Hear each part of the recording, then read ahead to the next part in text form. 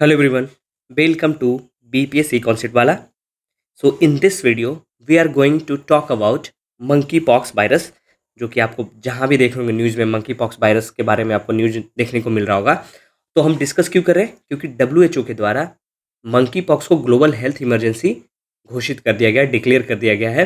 That's why ये हमारे लिए इंपॉर्टेंट हो जाता है और हमारे अवेयरनेस के लिए भी इंपॉर्टेंट हो जाता है ताकि हम बच पाएँ, ताकि कोरोना जैसा पैंडमिक फिर से ना आ पाए, सब कुछ रुक ना जाए।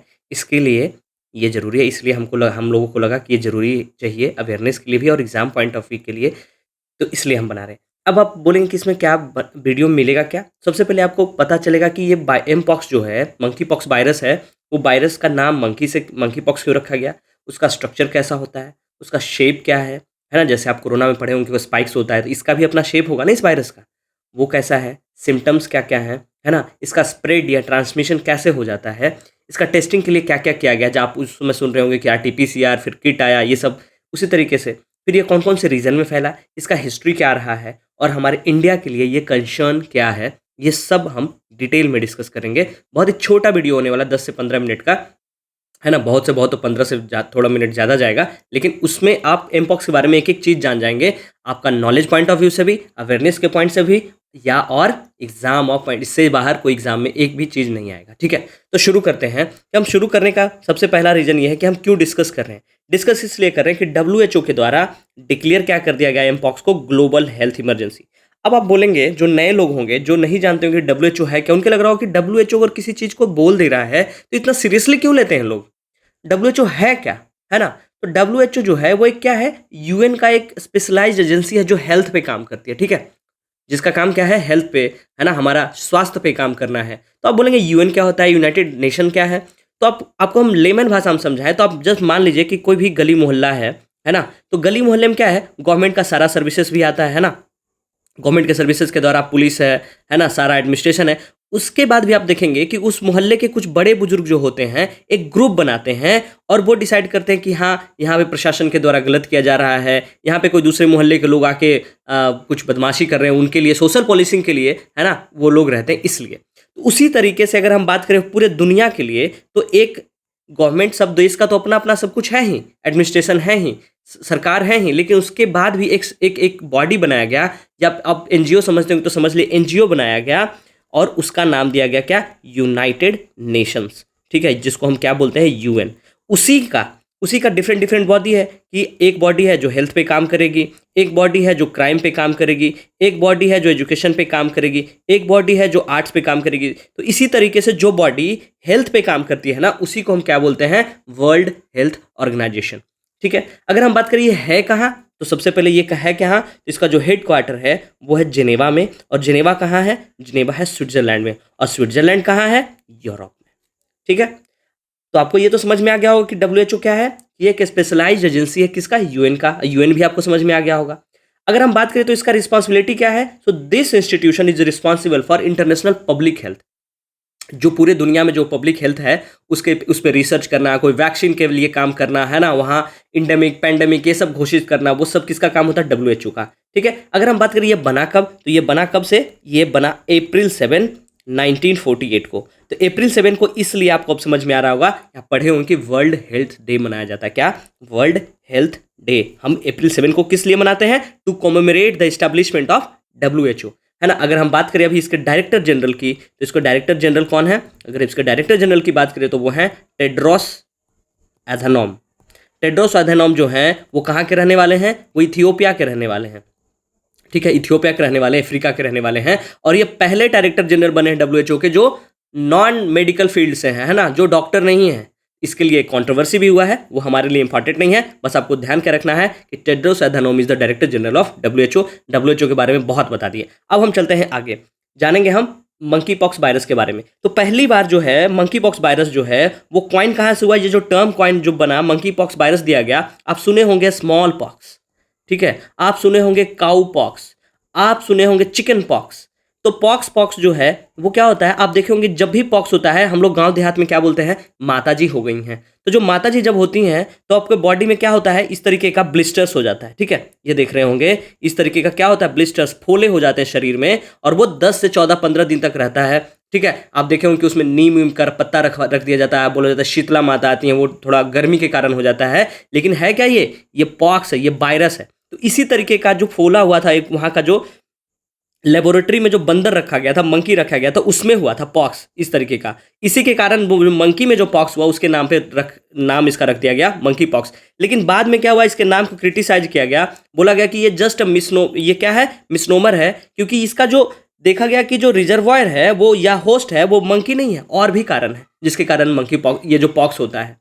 ठीक है, तो इसीलिए WHO इसका जो नाम नवंबर 2022 में नाम क्या रख दिया गया, एम पॉक्स, बोला कि हम इसको क्या जानेंगे। तो नवंबर 2022 में क्या बोला WHO कि will adopt the term mpox in its communications and encourages others to follow these recommendation, कि हम लोग मंकी पॉक्स ना बुला के हम एम पॉक्स बोलेंगे। दूसरा रीजन ये भी था कि ये जो सबसे ज़्यादा बीमारी है वो अफ्रीका में फैला, तो अफ्रीका के लोग को ना उनको रेसिज्म या स्टिग्मा ना फेस करना पड़े, इसके कारण मंकी पॉक्स का नाम बदल के क्या कर दिया गया, एम पॉक्स रख दिया गया। अब हम देखेंगे सबसे पहले क्या कि जो वायरस होता है उसके बारे में, कि एम पॉक्स जो है वो किस तरीके का वायरस है ना। तो एम पॉक्स जो है ना वो DNA टाइप का वायरस है ना, डबल स्ट्रैंडेड DNA वायरस है। अब आपको पता होना चाहिए कि वायरस जो है कितने तरह का होता है। अगर हम बात करें वायरस का, तो वो अपना कुछ का कुछ नहीं होता, ये क्या है, काइंड ऑफ क्या होता है, ये पैरासाइट होता है, कि वो बैठा रहेगा, जो आएगा उसके साथ वो निकल देगा। तो अगर जो आएगा तो उसमें कौन कौन आएगा, या तो एनिमल आएगा या तो प्लांट आएगा, है ना, एनिमल आएंगे, एनिमल में हम लोग भी आ जाते हैं एज ए ह्यूमन, या तो प्लांट आएगा उसके साथ निकल देगा, या तो बैक्टीरिया आएगा, है ना, जिसको हम क्या बोलते हैं, बैक्टीरियोफेजेज वायरसेस, बैक्टीरियोफेजेज वायरसेस। तो एनिमल अगर आता है ना, तो उसमें वो दो तरह से जेनेटिक मटेरियल के रूप में यूज करता है। किसको किसको यूज करता है, DNA और RNA। आप सुने होंगे कि DNA वायरस है, आप सुने होंगे RNA वायरस है। जब आप अभी कोविड से हम लोग जस्ट अभी गुजरे हैं, तो आप बहुत सुनेंगे कि कोविड सार्स कोव जो है वो क्या है, SARS-CoV-2 RNA वायरस है। ठीक है, आपको हम बताएंगे अभी कि RNA क्या होता है। प्लांट में अगर हम बात करें तो उसमें भी जो पैरासाइट के जैसे काम करेगा, और वो प्लांट में घुस जाने का तो DNA RNA हो जाता है। लेकिन अगर बैक्टीरियोफेज की बात करें, तो बैक्टीरिया पे जैसे ही आएगा पैरासाइट के रूप में, तो वो सिर्फ और सिर्फ DNA पे काम करता है। ठीक है, वो DNA वायरस हो जाता है। ठीक है, आपको ये समझ में आ गया होगा। अगर हम बात करेंगे, थोड़ा सा आपको हम बता देते हैं कि आपको समझ में ये आना चाहिए कि वायरस होता क्या है ना, ये DNA क्या होता है, RNA क्या होता है, जस्ट ब्रीफ में बता दे रहे हैं। तो आपको पता है कि DNA जो होता है वो क्या होता है, आप सेल पढ़े होंगे, जो सेल होता है, सेल के अंदर क्या होता है, न्यूक्लियस होता है, न्यूक्लियस में ही क्या होता है, DNA और RNA होता है। तो RNA, तो Na क्या होता है, Na जो है ये उसको हम क्या बोलते हैं, उसको हम बोलते हैं न्यूक्लिक एसिड। ये टाइप ऑफ एसिड होता है, इसी का दो तरह का होता है, जिसको हम क्या बोलते हैं, एक को बोलते हैं DNA, एक को बोलते हैं RNA। DNA का मतलब क्या होता है, डीऑक्सीराइबोज न्यूक्लिक एसिड। क्या होता है, डीऑक्सीराइबोज, ये सब बायो का पार्ट है, आप लोग सब पढ़े होंगे, न्यूक्लिक एसिड। और ये क्या होता है, राइबोज न्यूक्लिक एसिड। इसमें क्या होता है, एक ऑक्सीजन कम हो जाता है ना, इसलिए वो क्या होता है, डीऑक्सी। ये RNA याद रखिएगा, क्या होता है, राइबोज न्यूक्लिक एसिड, उसमें एक ऑक्सीजन कम कर देंगे, वो क्या होता है, डीऑक्सीराइबोज हो जाता है। ठीक है, अगर हम बात करें न्यूक्लियर एसिड की, तो न्यूक्लिक एसिड का आपको ये प्रीलिम्स का बहुत अच्छा सवाल बन जाता है कि कहाँ कहाँ पाया जाता है। तो आपको सबसे पहले न्यूक्लियस में पाया जाता है, माइटोकॉन्ड्रिया में पाया जाता है, और कहाँ पाया जाता है, क्लोरोप्लास्ट में। इसका मतलब जो DNA या RNA है वो कहाँ कहाँ पाया जाएगा, न्यूक्लियस में, माइटोकॉन्ड्रिया में और क्लोरोप्लास्ट में। और अगर हम बात करें तो ये राइबोसोम में भी पाया जाता है। राइबोसोम में सिर्फ और सिर्फ RNA और प्रोटीन पाया जाता है, आपको ये पता होगा। अगर हम बात करें टर्म जो है न्यूक्लिक एसिड, ये टर्म जो है वो ऑल्टमन के द्वारा दिया गया था, और फर्स्ट टाइम जो है वो डिस्कवर कौन किए थे, ये आपको बताना है। आप बताइएगा कि कौन किसके द्वारा जो है टर्म, ये तो टर्म आपको बता दिया कि टर्म ऑल्टमन के द्वारा दिया गया, but who discovered first time nucleic acid, आपको हिंट भी दे रहे हैं कि सबसे पहले ये जो डिस्कवर किया गया था वो सैल्मन फिश के स्पर्म सेल में देखा गया था न्यूक्लिक एसिड। ठीक है, आपको बता देते हैं कि DNA जो होता है वो डबल स्टैंडर्ड होता है इस तरीके का। इसमें इसी में क्या होता है, न्यूक्लिक, ये नाइट्रोजनस बेसिस होता है, शुगर होता है, ये सब होता है। ठीक है, डबल हेलिकल स्ट्रक्चर होता है, जिसको कौन डिस्कवर किया गया था, वाटसन एंड क्रिक के द्वारा, वाटसन एंड क्रिक। और इसके लिए, इसी डिस्कवरी के लिए उनको क्या मिला था, नोबेल भी मिला था। That's why this is important. अगर हम बात करें RNA का, तो ये क्या होता है, सिंगल हेलिकल स्ट्रक्चर होता है। ठीक है, और ये जो क्या होता है, ये डबल हेलिकल स्ट्रक्चर होता है। ये जो है ना, इसको क्या बोलते हैं, हेलिक्स बोलते हैं, जिसमें क्या है, डबल हेलिक्स है, तो ये डबल हेलिकल स्ट्रक्चर हो गया DNA। अब देखेंगे कि जो वायरस जो घुसा, अगर वो DNA पे सवार होकर घूमने लगा, तो वो क्या हो गया, DNA वायरस हो गया। तो DNA वायरस जब भी होगा तो वो क्या होगा, डबल स्टैंडर्ड DNA वायरस होगा। लेकिन जैसे ही वो RNA पे अगर हम जाएंगे, तो वो क्या हो जाता है, सिंगल स्टैंडर्ड RNA वायरस हो जाएगा। ठीक है, सिंगल स्टैंडर्ड, क्योंकि RNA का जो खुद का जो स्ट्रक्चर है वो क्या होता है, सिंगल हेलिकल स्ट्रक्चर होता है। राइट, अगर हम बात करें डीएनए में क्या क्या होता है, तो शुगर जिसको हम क्या बोलते हैं डीऑक्सीरिबोज, C5H10O4 जिसको हम क्या बोलते हैं पेंटोज, और उसमें नाइट्रोजन बेसिस AGCT होता है ना, एडनिन, ग्विनिन, साइटोसिन और थायामीन, और उसमें और क्या होता है फास्फोरिक एसिड। फास्फोरिक एसिड हमारे हड्डियां, हमारे टीथ, ये सब के लिए भी इंपॉर्टेंट होता है। ये सब आप बायो में पढ़ लीजिएगा, पढ़े ही होंगे, वो इंपॉर्टेंट नहीं है। अब आप देखेंगे यहाँ पे स्ट्रक्चर जो देखेंगे कि ये जो है वो मंकी पॉक्स का स्ट्रक्चर है, ठीक है। ये जो है एचआईवी का है, और ये जो है सार्स कोव का है, ये है पोलियो वायरस का। तो अगर हम बात करें कि जो जो हमारा एमपॉक्स है उसका स्ट्रक्चर क्या है, ये है double helical stranded DNA virus. अगर हम बात करें एचआईवी का, तो वो क्या होता है single stranded RNA virus, single standard RNA virus. SARS CoV के बारे में तो सब जानते हो कि आरएनए वायरस है। जो आरएनए वायरस होता है ना, वो बहुत म्यूटेट करता है। म्यूटेशन का मतलब क्या होता है, अपना जो स्ट्रक्चर है, जो शेप है ना, वो बार बार वो चेंज करेगा, ठीक है। उसके बाद हम बात करें पोलियो का, तो पोलियो भी क्या था, single standard RNA virus, single stranded RNA virus. Polio भी, सार्स को भी, एचआईवी, तो जितना भी डेडली टाइप का है, जो एकदम सर्वनाश करने के लिए आता है, वो जब आरएनए वायरस होता है ना, तो वो इतना म्यूटेशन होता है ना कि उसको पकड़ पाना, उसको उसका सही से उसके लिए वैक्सीन बनाना, उसमें टाइम लग जाता है। दैट्स वाई कोविड-19 जब आया था तो हमको 2 साल लग गया उसका वैक्सीन लाने में। उसी तरीके से पोलियो, एचआईवी, ये सब क्या है, सिंगल है। लेकिन अगर हम बात करें मंकी पॉक्स की, तो ये ध्यान रखना है कि monkey pox is a double standard DNA virus, ठीक है। अब हम थोड़ा सा आगे बात करते हैं। आगे में क्या है, अगर हम देखेंगे इसका स्ट्रक्चर का, तो स्ट्रक्चर को क्या बोला जाता है कि ये क्या है, जूनोटिक वायरस है। जूनोटिक किसको बोलते हैं, that type of virus which transfers animal to human, ठीक है। जो एनिमल से ह्यूमन में ट्रांसफर हो जाता है ना, उसको हम क्या बोलते हैं, जूनोटिक वायरस। और ये एक तरह का वायरस वो होता है जो सिर्फ और सिर्फ एनिमल से एनिमल में ही रहेगा, ठीक है। लेकिन ये सॉरी, प्लांट टू एनिमल, ये एनिमल टू ह्यूमन, हाँ, उसको हम क्या बोलते हैं, जूनोटिक बोलते हैं। ये कौन से वायरस का जीनस, जिसका जीनस पूछे तो कौन सा है, ऑर्थोपॉक्स वायरस इसका जीनस है, जो क्या बनाता है, make it closely related to variola. Variola क्या होता है, जो स्मॉल पॉक्स काउज करता है ना, ये ध्यान रखना है।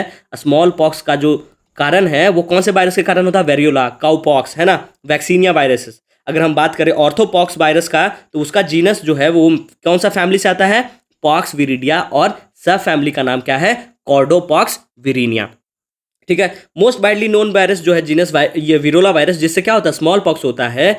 ये कब से इरेडिकेट हो गया ग्लोबली, 1977 में, through the use of vaccinia, use as a क्या है, वैक्सीन। अगर हम एमपीवी वायरस की बात करें, है ना, एमपॉक्स वायरस की बात करें, तो इसका जो शेप है वो क्या होता है, ओवल शेप का होता है। ये इंपॉर्टेंट हो जाता है कि आपका जो एमपीवी का जो वायरस है वो क्या है, ओवल शेप का है तो होता है, और उसके ऊपर जो है एक मेम्ब्रेन होता है, वो किस चीज का होता है, लिपोप्रोटीन का होता है। लिपोप्रोटीन क्या होता है, फैट, और साथ में जो प्रोटीन होता है ना, आपको लिपिड पढ़े होंगे। लिपिड किसको बोलते हैं, इनडायरेक्टली लिपिड किसको बोलते हैं, फैट को ही बोलते हैं। तो फैट और प्रोटीन एक साथ जब आता है ना, उसको हम बोलते हैं लिपि प्रोटीन। जैसे अगर हम एग्जांपल की बात करें, तो आप देखेंगे ये एग का जो योक होता है ना, एग, अंडा, उस ये सफेद वाला जो होता है वो क्या होता है, प्रोटीन, और उसके अंदर जो येलो वाला पार्ट होता है वो क्या होता है, फैट होता है। तो ये एक एग्जाम्पल होता है किसका, लिपोप्रोटीन का, है ना, लिपोप्रोटीन का। उसी तरीके से ब्लड प्लाज्मा जो होता है, तो अगर हम योग की बात करें, या फिर प्लाज्मा की, ब्लड प्लाज्मा की बात करें, तो वो किसका एग्जाम्पल है, लिपोप्रोटीन का। उसी तरीके से आप देख रहे होंगे मंकी पॉक्स वायरस में, ये ओवल शेप का है, और उसके ऊपर जो एक मेम्ब्रेन है, आउटर मेम्ब्रेन, वो किस चीज का होता है, फैट और प्रोटीन का बना होता है। इस तरीके से माइक्रोस्कोप से देखा गया है, तो ये एमपॉक्स दिखता है, ठीक है।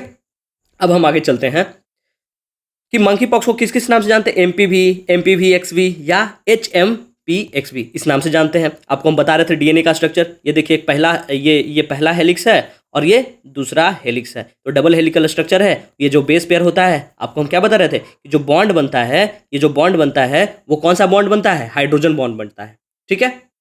तो आपको सब कुछ बताई दिए कि डबल स्टैंडर्ड होता है, पॉक्स विरिडिया होता है, कॉपॉक्स वैक्सीन 2 टाइप है, इसका 2 है, एक क्लैडा 1, क्लैड 2, ठीक है। क्लैड 1 जो होता है वो कहाँ, फर्दर क्लैड 2 जो है उसको फिर फर्दर सब क्लैड में डिवाइड किया गया है, और क्या है, क्लैड 2A, क्लैड 2B। जो केसेस आइडेंटिफाई किए गए 2022 और 2023 में, वो कौन से हैं, क्लैड 2B के द्वारा। तो अगर आपसे अभी पूछा जाए कि अभी जो आउटब्रेक हुआ है एमपॉक्स का, तो वो कौन सा स्ट्रेन है, वो स्ट्रेन क्या है, clade 2B, right. Clade 1 is largely limited to कहाँ, कॉन्गो, DRC जो है, डेमोक्रेटिक रिपब्लिक ऑफ कॉन्गो, वहाँ जो स्ट्रेन गया था ना, उसको हम लोग नाम दिए थे क्या, क्लैड 1, और जो वेस्टर्न और ईस्टर्न में गया उसको हम क्लैड 2 दिए थे। बट क्या बोला गया, estimated to cause more severe disease, जो क्लैड 1 था उससे ज़्यादा सीवियर है, और lighter mortality rate than clade 2A and 2B। जो क्लैड 2 का जो स्ट्रेन है A और B, उससे कम मोर्टेलिटी रेट का क्या था, क्लैड 1। मतलब क्लैड 1 की बात करें तो वो क्या था, वो कम घातक था, उसमें कम डेथ होते थे, है ना, वो कम फेटल था। बट क्लैड 2 का जो स्ट्रेन आया है ना, ए और बी, वो क्या है, बहुत ज़्यादा सीवियर डिजीज होता है, उसमें हायर मोर्टेलिटी रेट होता है, राइट। अगर हम बात करें एमपॉक्स की हिस्ट्री का, तो सबसे पहले ये पहली बार जो आइडेंटिफाई किया गया था वो कहाँ किया गया था, वो कहाँ किया गया था, डेनमार्क में। कब, 1951 में। किनके द्वारा, प्रेवेन वॉन मैग्नस के द्वारा। और वो कहाँ वो आइडेंटिफाई किए थे, लेबोरेटरी में जो एनिमल था, जो मंकी रखा गया था, उसको क्रैब ईटिंग मकाओ मंकी में, है ना, जो क्रैब, वैसा बंदर जो क्रैब खाया करता था, उसमें। कहाँ, डेनमार्क का कोपेनहेगन में 1958 में। उसका बोला गया कि virus was originally given the name monkeypox virus because it has been isolated from monkey, है ना। उसका रिसर्च होते चला गया, है ना, बाद में पता चला कि monkeys are the not the main host. That's why बोला गया कि जो मंकी पॉक्स में जो मंकी है वो क्या है, मिसनोमर है। इसका मतलब ये नहीं कि वो मंकी से ही आया है। और उसका देखा क्या गया कि ट्रॉपिकल फॉरेस्ट में, सेंट्रल और वेस्ट अफ्रीका में, कि वो जो नेचुरल रिजर्वर क्या है, स्मॉल मैमल्स हैं।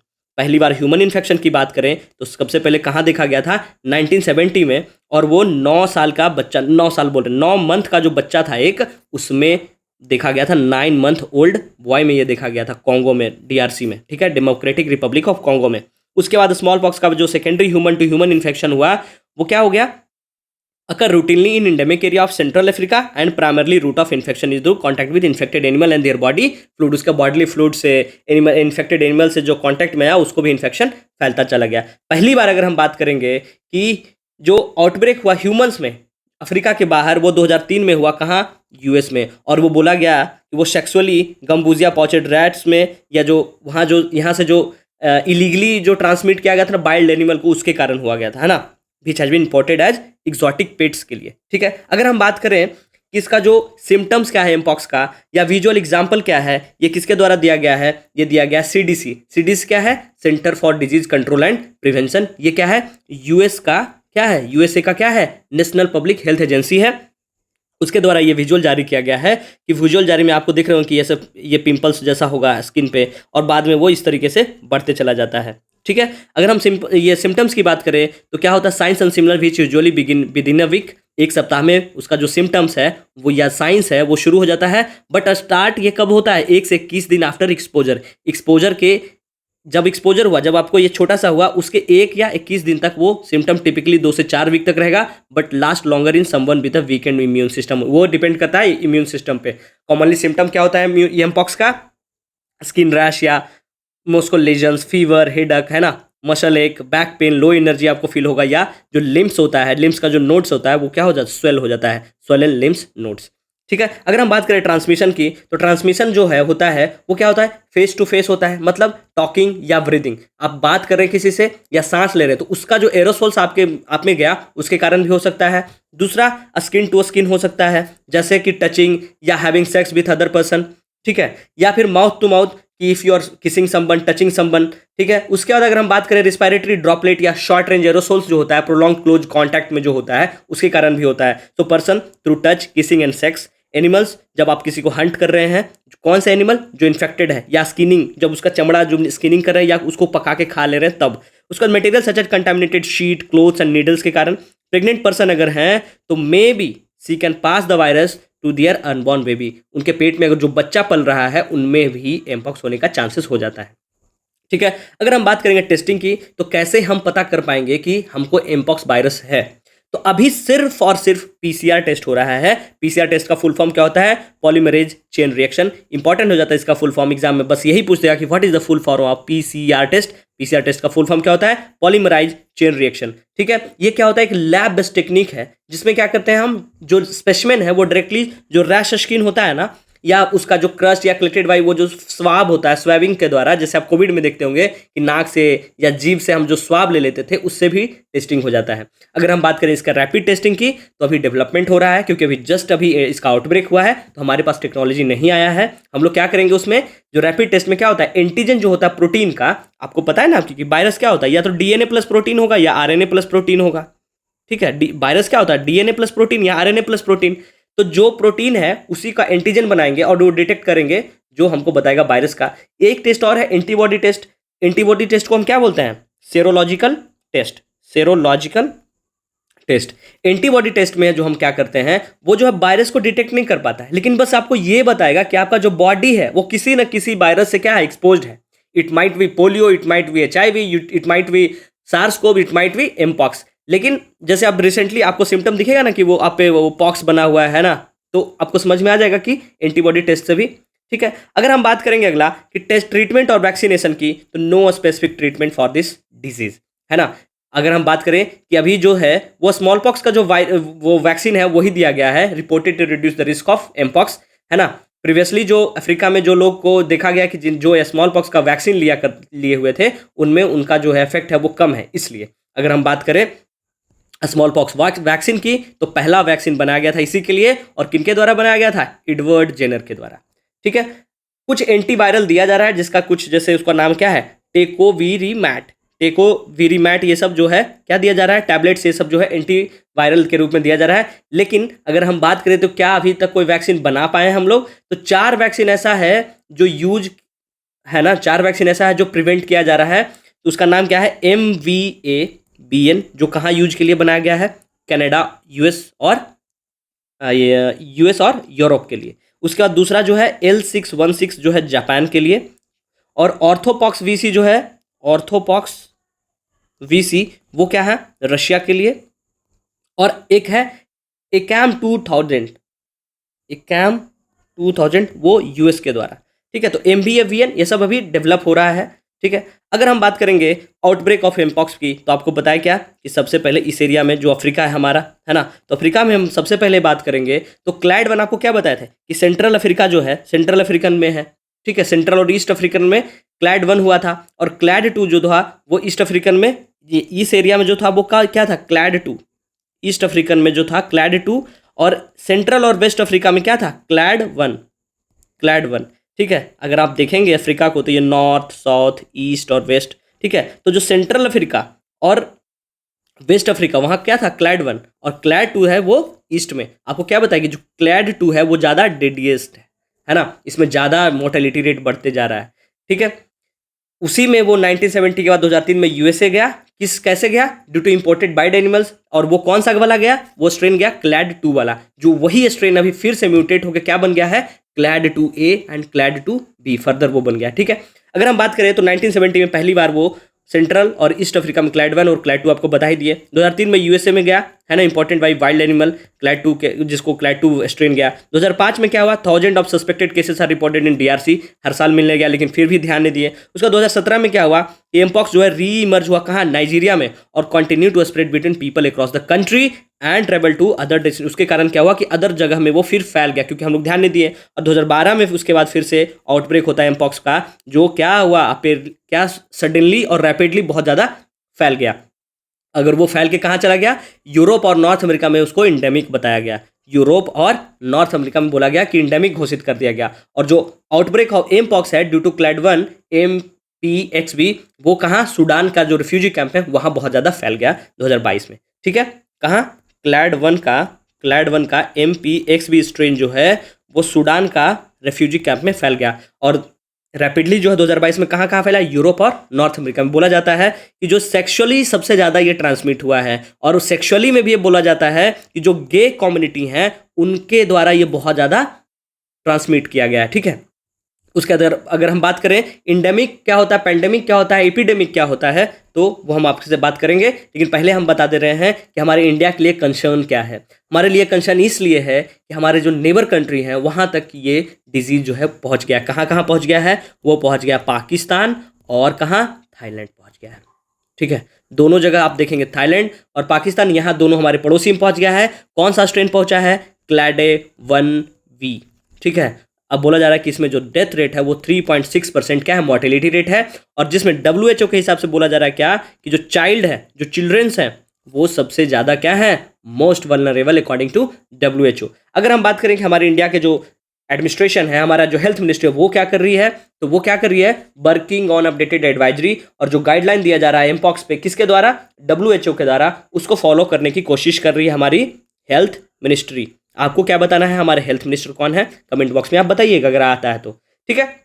उसके बाद वो काम क्या कर रही है कि NCDC, है ना, NCDC क्या है, national centre for disease control, उसके द्वारा बताया गया है, एडवाइजरी दिया गया है कि जो सिक पेशेंट है उसको आइडेंटिफाई करिए, है ना, और जहां जहां वो पोर्ट पे, एयरपोर्ट पे जो एंट्री है वहीं आइडेंटिफाई करिए और उसको आइसोलेट करिए, है ना। जो सस्पेक्टेड केस है, जो कंफर्म केस है, उसको आइसोलेट करिए, लैब टेस्ट देखिए, सिम्टम प्रिवेंशन बताइए, है ना, reporting of patient to the hospital, है ना, surveillance strategy, community awareness, hospital infection control measures etcetera, जो भी जिस तरीके का है, ताकि हम कोविड जैसा हाल फिर से ना कर लें कि सब कुछ हमको बंद करना पड़ जाए, है ना, सब कुछ ठप करना पड़ जाए।